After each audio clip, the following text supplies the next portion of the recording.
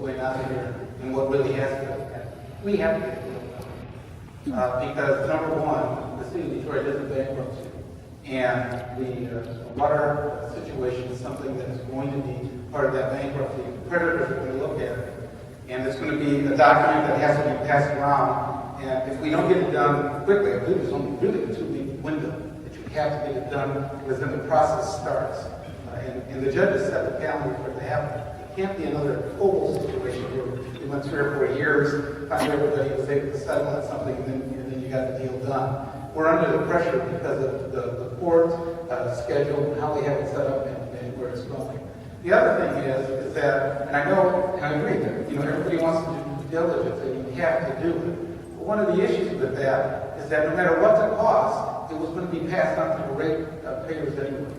If you had a legacy cost, that was going to probably be put into the rates, no matter what the model that was set up, because there's no other way to really take care of it.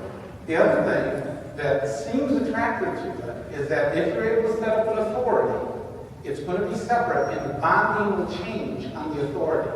That means you will save a tremendous amount of money, because the bonds will have a higher grade, because the authority, all due respect, isn't attached to the bond rating right now to the city of Detroit. So you could save millions of dollars just in interest payment of what has to be done. And the final thing that I think is critically important, at least to me, is that this is also a pathway out that probably going to impact the final aspect of the DIA with the art, because some of that revenue can be generated for that. And the final one is the pensions. This could ultimately help all the pensions, and not just those that work for the water board, but for the whole city of Detroit. So I'm the one that feels optimistic, that says we have to get these done. Because if we do, we'll solve a lot of problems and a lot of issues that have come out of this bankruptcy. Let me add this, I guess, I'm not mad at you at all.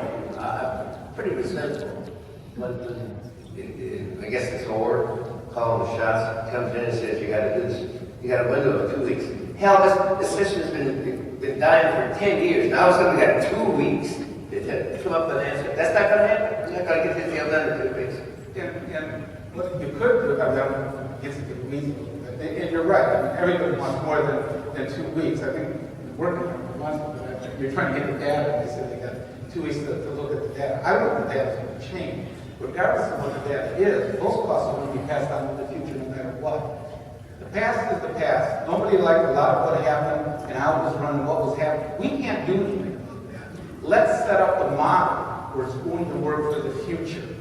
And we're in bankruptcy.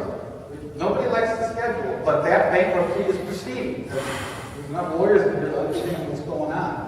That once that deadline is set and it continues to go on, we got to make the decisions. Okay? And you can set it up where you can do due diligence. You can say you have a model that goes back into the bankruptcy court, and then everybody can take 3 or 4 months to actually look at it and try to do part of the compliance and look at the data and things like that.